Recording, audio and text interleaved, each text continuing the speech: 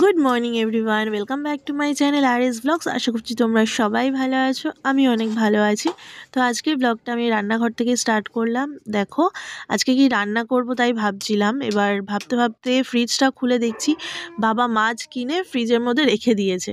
মানে আমি জানিও না যে মাছ কিনেছে। কি বলো তো, এই মাছগুলো না আমার খেতে খুব ভালো লাগে।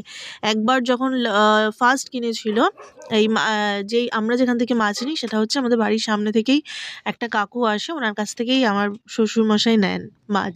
তো আজকেও ওনার কাছ থেকে এই মাছটা নিল। এই মাছটা মনে হচ্ছে লাল ভোলা না কি ভোলা মাছ এরকম বলে।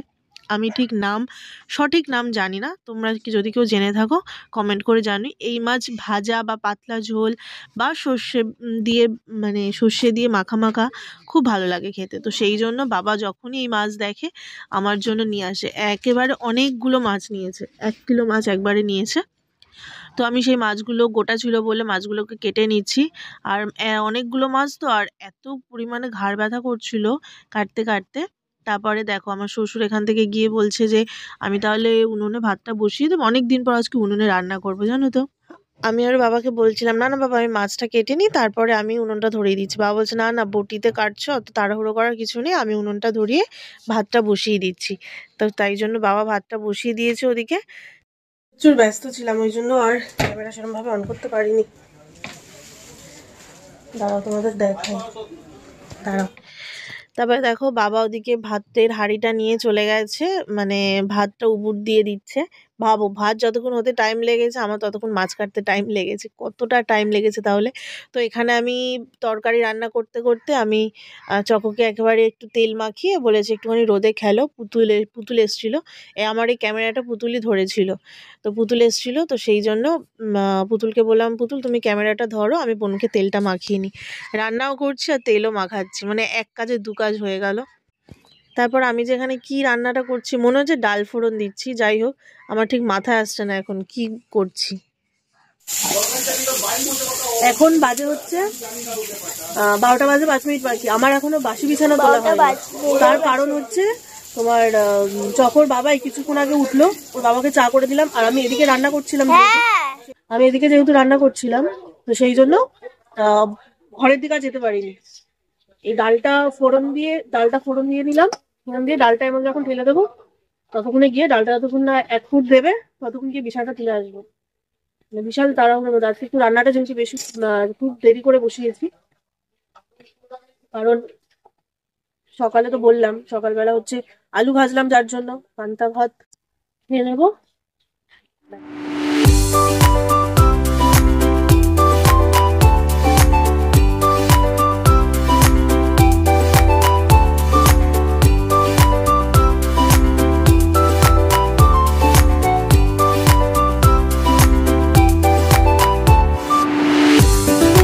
হচ্ছে মাছ ভাজা হচ্ছে। এই যে মাছ যা কেটেছিলাম অর্ধেক মাছ রেখে দিয়েছি, আর কিছুটা মাছ ভাজছি এখন। এখন কিছুটা খাওয়া হবে, যেহেতু রাত্রে রুটি করবো, রুটি তরকারিও করে ফেলেছি।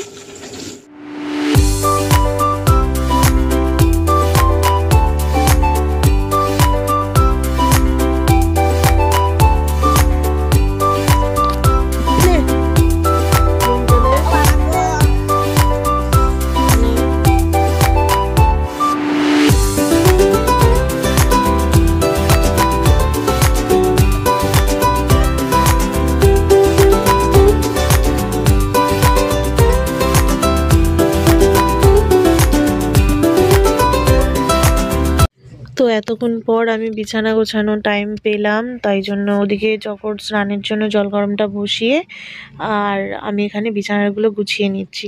মানে সকালবেলা বাসি বিছানা এত বেলা অবধি আমি কোনো সময় রাখি না। চকর স্কুলে যাওয়ার আগে আমি বাসি বিছানা তুলে দিই, যেহেতু আজকে চকর বাবার কাজটা ছুটি, তো সেই কারণে আমার আজকে দেরি হয়ে গেল। ওর বাবা যতক্ষণ না উঠবে পাশে বিছানা তুলতেই দেবে না। আমি যদিও একটু কয়েকটা ভাঁজ করে রাখি, কাজ গুছিয়ে রাখি, বলে না আমি পুরো একেবারে ঘুম থেকে উঠবো তারপরে তুমি বিছানা গোছাবে।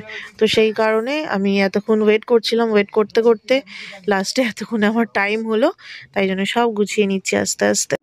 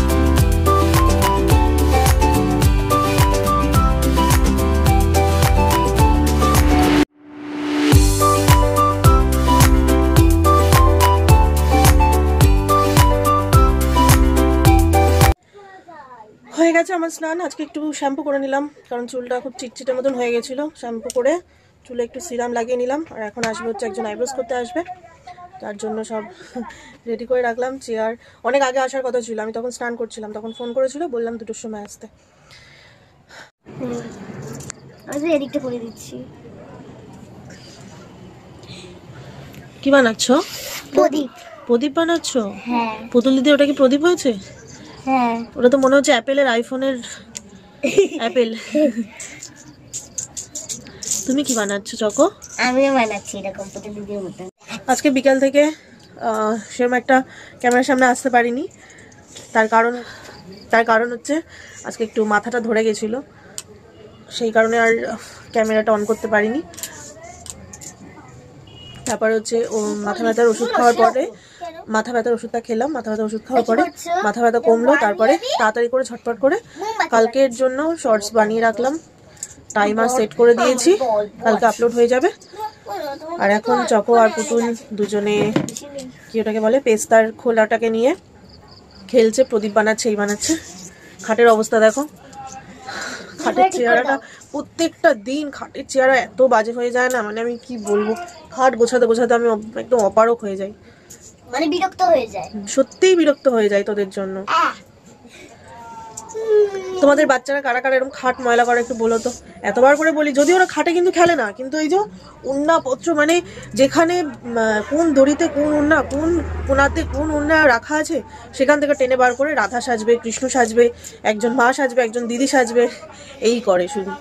সেই ইয়েতে মানে এখানে দেখো জামা কাপড়ের থেকে জামা কাপড় বেশি একটা নেই, জামা কাপড় বেশি একটা নেই, শুধু ওন্না টোন্না বেশি। দেখো তুমি ওটার মতনই বানাচ্ছো, তাহলে এমন করবো।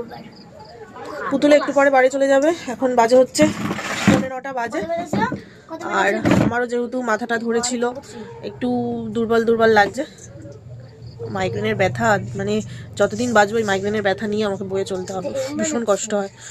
তাহলে চলো আজকে ব্লগটা তাহলে এই পর্যন্তই রাখছি, আবার দেখা হচ্ছে নেক্সট ভিডিওতে। ততক্ষণ সুস্থ থেকো, ভালো থেকো। মাম্মাম বলো tata, bye bye, good night. Good night.